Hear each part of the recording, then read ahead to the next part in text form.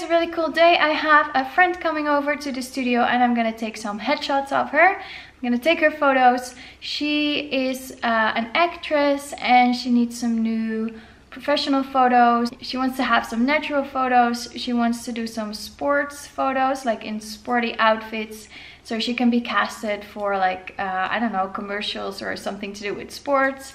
And then maybe some glamour shots. She's bringing different outfits, taking some different photos with different backgrounds, different lighting techniques. I will vlog during the session as well because I asked her if that was good. So first I'm gonna set up for the photos. Since I have two backdrop systems right now, I'm gonna set up one neutral background and then I'm gonna set up one more dramatic background, and then we'll go from there. And it's not raining right now, so we might go outside and take some shots there. So yeah, we're not having a makeup artist here today to do her makeup or anything.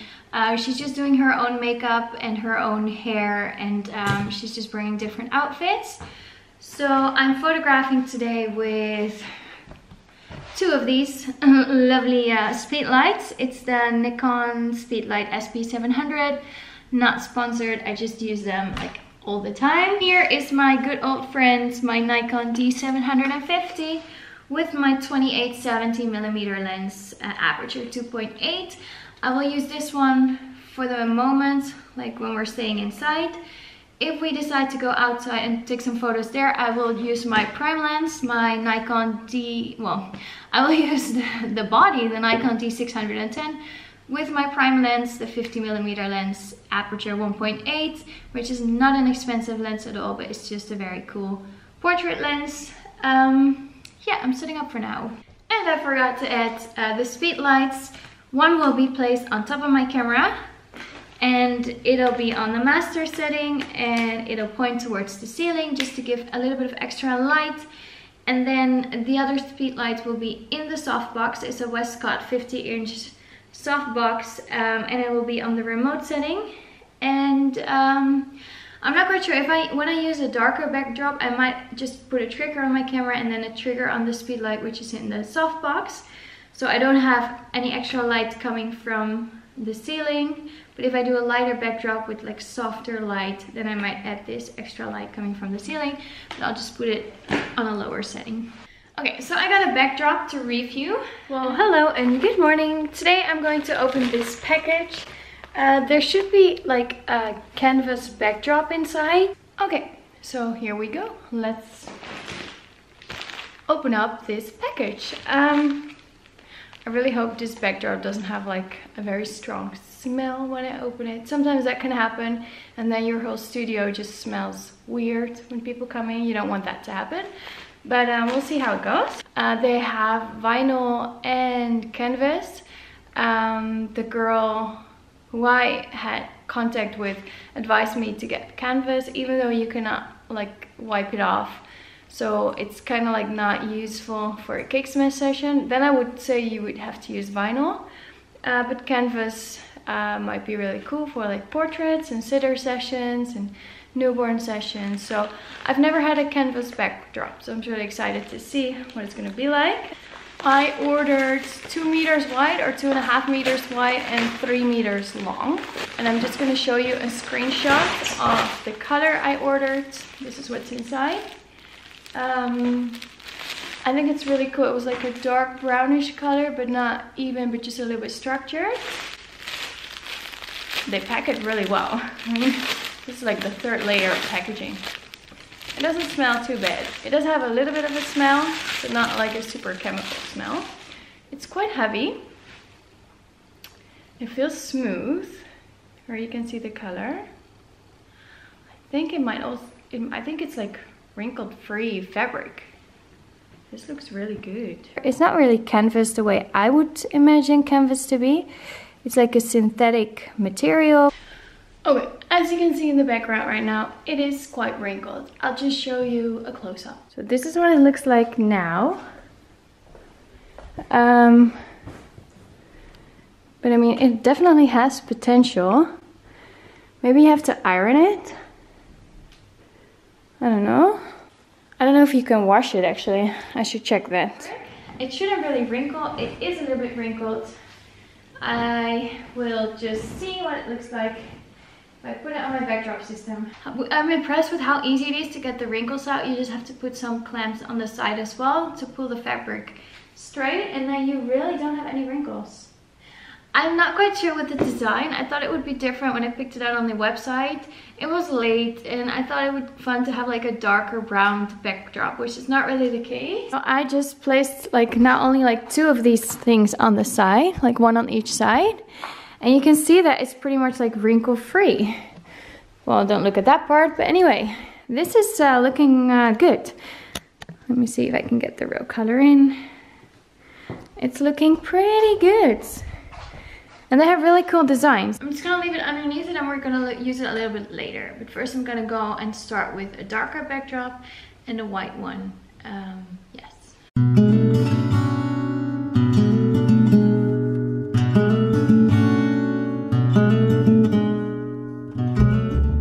Here behind me you can see my creamy colored backdrop, but I actually want to have like super white, like backlighting. And then I'm gonna put the wind in her hair. I don't know if I'm gonna do that, but anyway, I'm gonna place, for this photo, I'm gonna use 3 speed lights, but I will show you my setup in a second.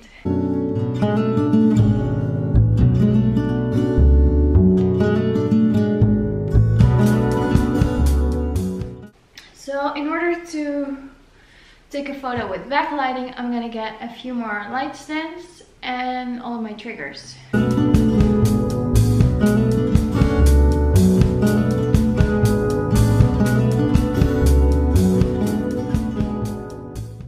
Okay, so on each light stand, I'm placing a trigger, and then on each trigger will be a speed light, except for the trigger which is on my camera. There won't be a speed light.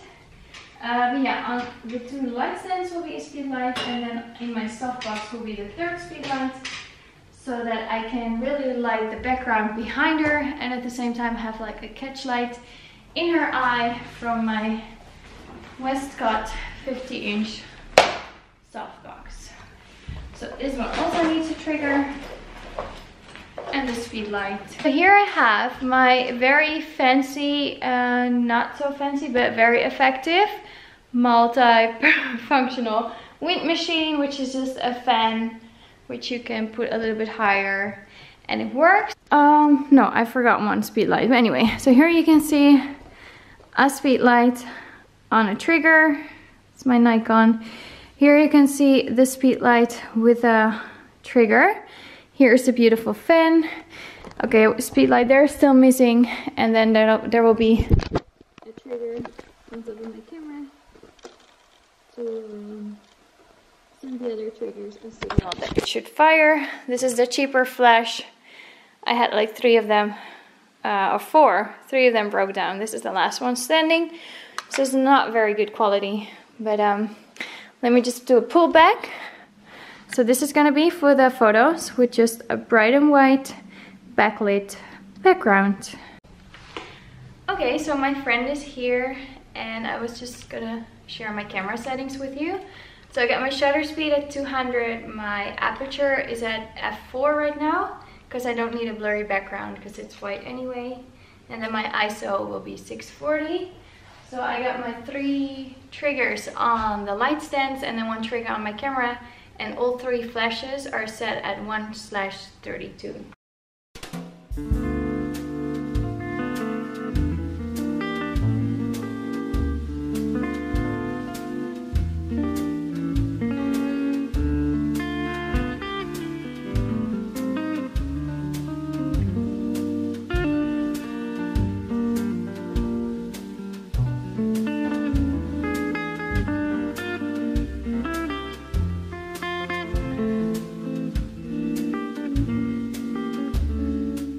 So we just finished the white background with the backlighting, and now we're gonna go to a darker background.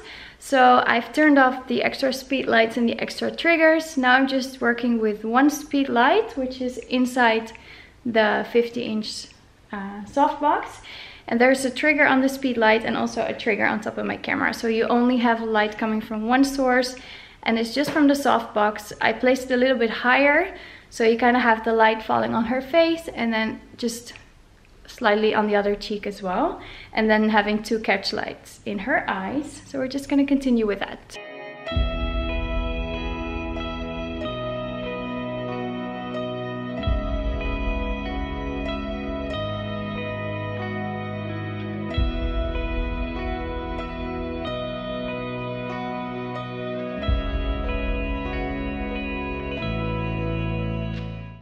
Okay, so now I'm gonna put on the light gray backdrop. She's gonna change into like a more sporty outfit with like gray and pink kind of colors. So I'm just gonna switch up my backdrop.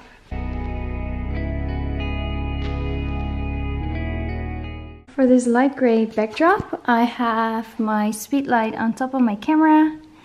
It's on the master setting and it's on, I don't know if you can see, it's not really focusing. Yeah, 1/32, both of them. And then I have another speed light here inside my camera and it'll be on the remote setting. So no triggers right now. It's just 2 speed lights, and the one that's on top of my camera will be pointing towards the ceiling and then bouncing down for a little bit more light.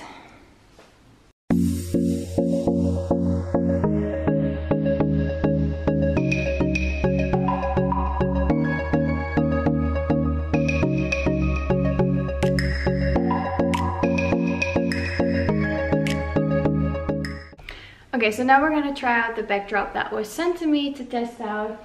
It's this like brownish mocha kind of color. So I have my model wear like an ochre yellow dress. It's officially a maternity dress with like a split in the middle. We're not using it as a maternity dress, so she's gonna keep it closed, but just for her shoulders up and a little bit of her bust that will be closed and just ochre yellow. And then with this new backdrop, I think it's gonna be nice. So we're just gonna try and take some photos, some wind in her hair.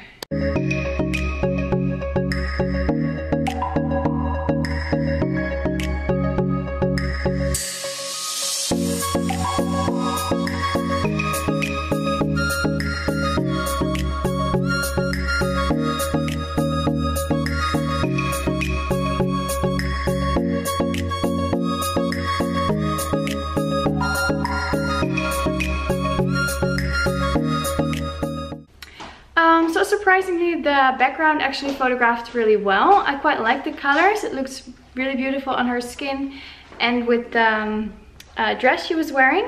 Right now we're going outside. There's a tree with some hanging leaves, and she's gonna stand in between the leaves and wear like a light pink dress and some really cool shoes.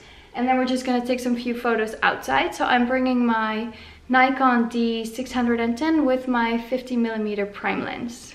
Here we have a willow tree, which is nice because it stays pretty green even in the winter. And I love these beautiful leaves because we can really photograph through the leaves, and I use it in the front and in the background.